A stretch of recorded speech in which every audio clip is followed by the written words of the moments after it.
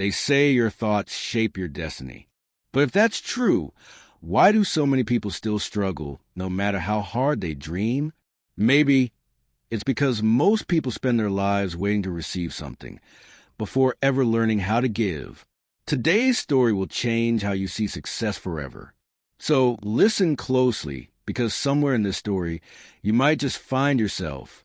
In the middle of New York City's Grand Central Station, with marble floors echoing footsteps and hurried voices, sat a man named Tommy Hale.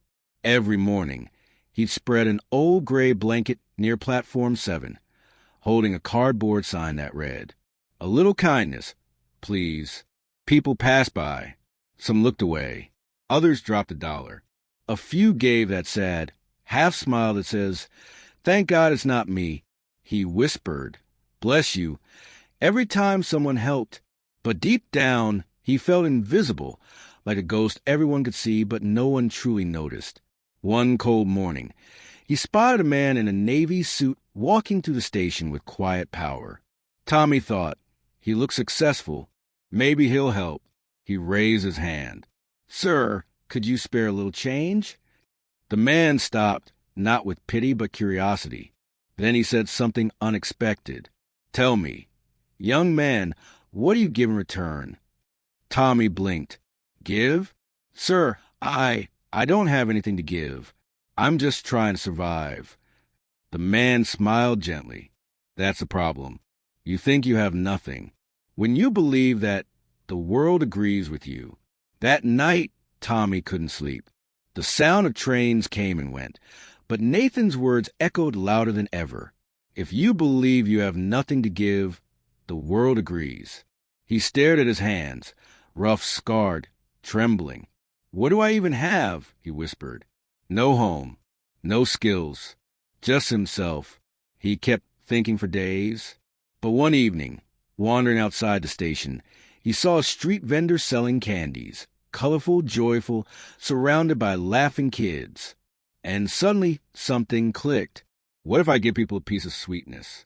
A smile, a candy, something small but something good? He used his last few coins to buy a small pack of candies. That day, when people gave him change, he didn't just thank them.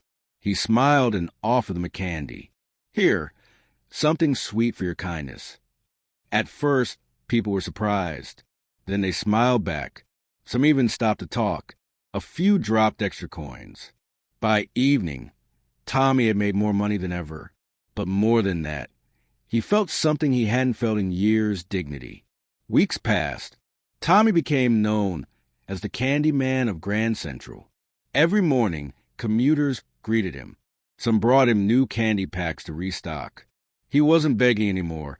He was trading joy. A few months later, one afternoon, Tommy saw that man again. "Thank you, sir," he said, and then offered a candy to Nathan. Nathan stopped near him but didn't recognize Tommy. Tommy added, "I remember what you said. If I want to receive, I must first give." "I see you figured something out," Nathan replied with a smile. Tommy grinned, holding up a handful of candies.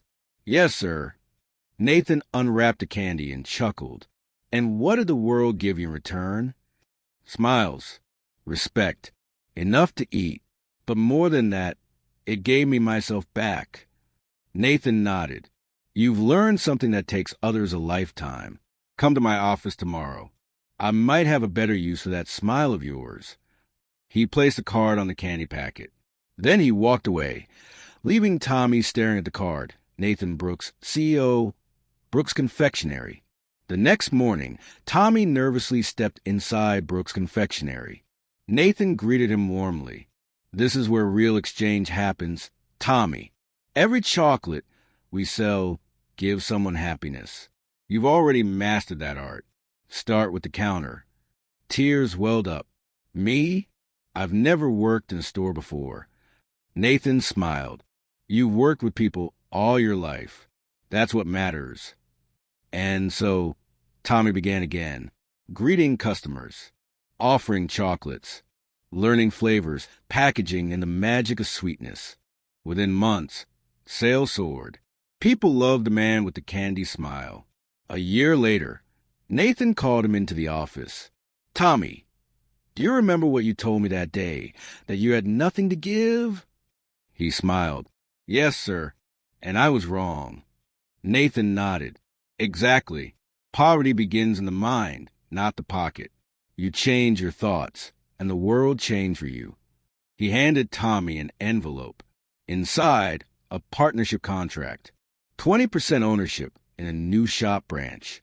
Nathan smiled. "You're not my employee anymore. You're my partner." Tommy's hands trembled with gratitude. "Thank you, sir. You changed my life." Nathan replied softly, "No, Tommy. You yourself changed your life. I just asked the right question." Years passed. Grand Central Station still buzzed with life. But near New York City's Grand Central Station stood a cozy little shop with glowing lights and a golden sign that read, "Tommy's Sweet Corner, a piece of happiness." Inside, laughter and chocolate filled the air. One day, a teenage boy approached the counter. Clothes worn, eyes tired. "Sir," he said shyly, I don't have any money, but could I maybe have a piece of candy?" Tommy reached out with a warm smile and placed a candy in his hand. "Of course. But remember, no one has nothing to give. Someday, when you can give something back to the world." The boy smiled and ran off. Tommy watched him disappear into the crowd, sunlight streaming through the glass ceiling. He whispered softly, "I was never just a beggar. I was a giver all along. I just had to realize it." When you believe you have nothing to give, the world agrees. But the moment you decide to give, even a smile, a word, or a candy, you shift from surviving creating. Change your thoughts, and your world will follow.